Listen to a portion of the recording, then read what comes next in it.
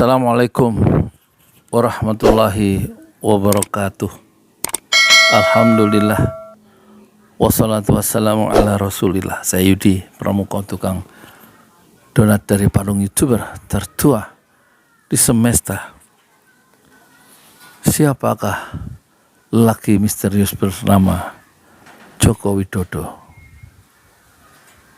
Baru saja dilantik menjadi presiden periode kedua, tiba-tiba dia mengumumkan satu pernyataan yang mengejutkan di depan anggota parlemen. Dia minta izin akan memindahkan ibu kota ke Kalimantan.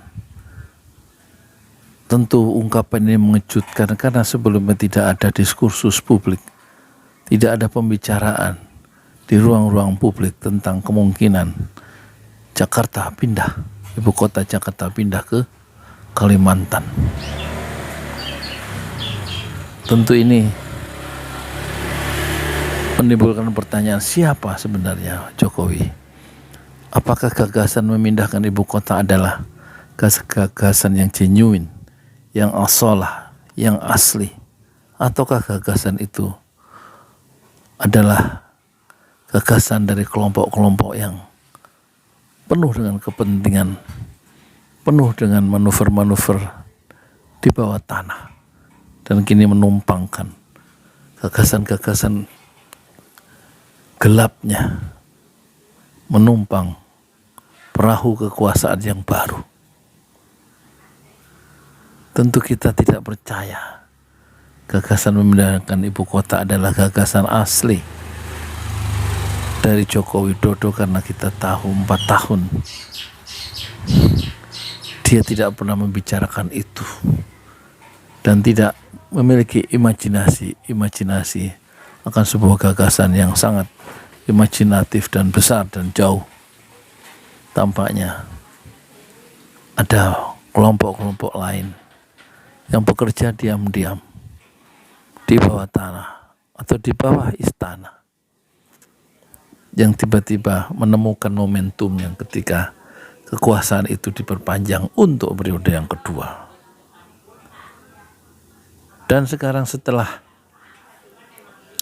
4 tahun berlalu, mega proyek ibu kota Jakarta itu menimbulkan misteri karena tidak ada satupun investor besar yang masuk.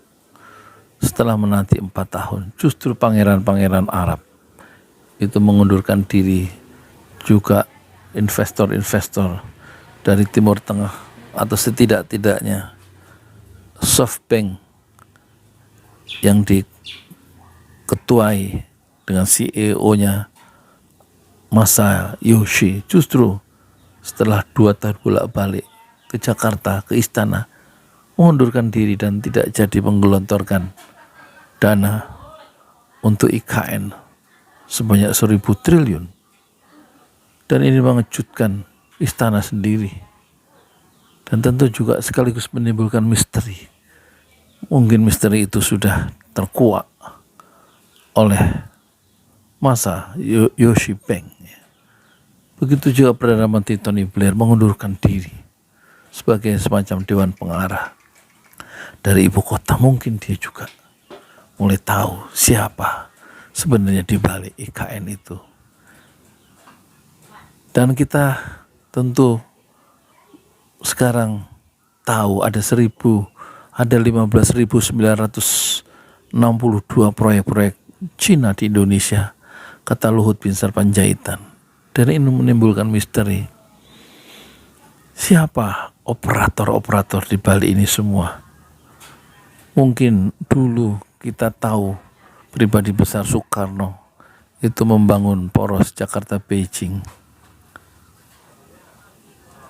Tetapi sekarang di era Pak Jokowi, tanpa Soekarno, poros Jakarta-Beijing itu terbentuk. Lalu siapakah Soekarnonya?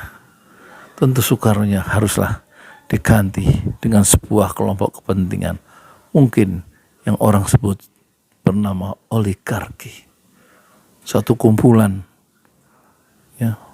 orang-orang yang kaya raya, berbeda dengan Soekarno, yang kemudian menjadi mastermind dari munculnya poros Jakarta Beijing.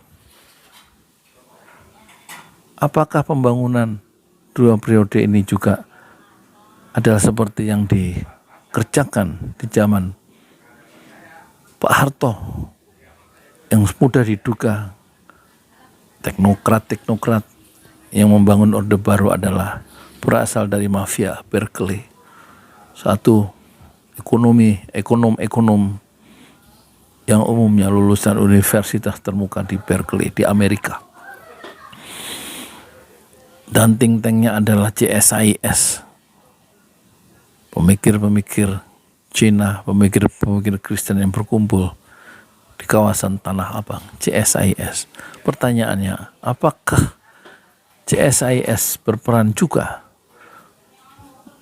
pada proses-proses pembangunan era Jokowi 2 periode ini? Ataukah anak cucu dari CSIS dan anak cucu dari mafia Berkeley itu menjadi mastermind pembangunan yang sekarang ini, yang menimbulkan kontroversi hebat dan meninggalkan warisan hutang yang besar dan warisan yang mahal, termasuk IKN, termasuk kereta cepat. Masih menjadi misteri siapa sebenarnya Jokowi itu, terutama siapa di balik lelaki yang sangat misterius dan sangat problematik, yaitu Insinyur Haji Joko Widodo yang sekarang menjadi Presiden RI yang ke-7. Siapakah dia? Tampaknya sebagaimana ulama-ulama pernah mengatakan, waktu yang berjalan akan menyelesaikan persoalan. Kita lihat waktu berjalan ketika Presiden Anies Baswedan mengubah langit mendung menjadi cerah dan cahaya matahari di timur memancarkan cahaya hangatnya, dan di saat itulah mungkin misteri lelaki ini akan terkuak.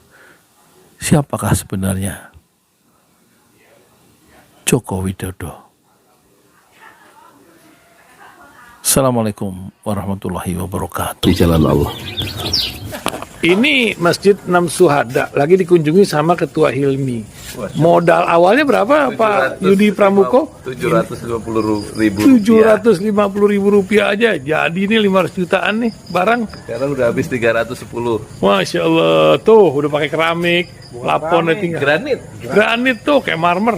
Tuh, Masya Allah nih, sampai juga kita ke sini.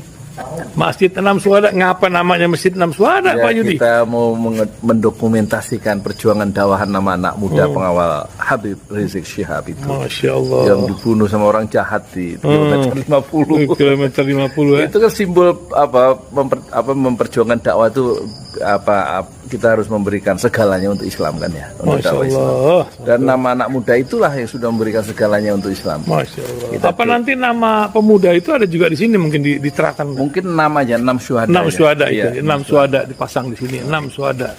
Bip Ali, apa yang dikomentarin dari ini semua, Bip Ali? Masya Allah, luar biasa. Dari uang 700.000, kalau pengen ternyata bisa. Bisa. Allah kirim. Tuh, bisa. Ya, dengan masuk satu gang kecil, tapi Bapak ini luar biasa. Kecil tuh. Masya Allah ya. Satu call aja.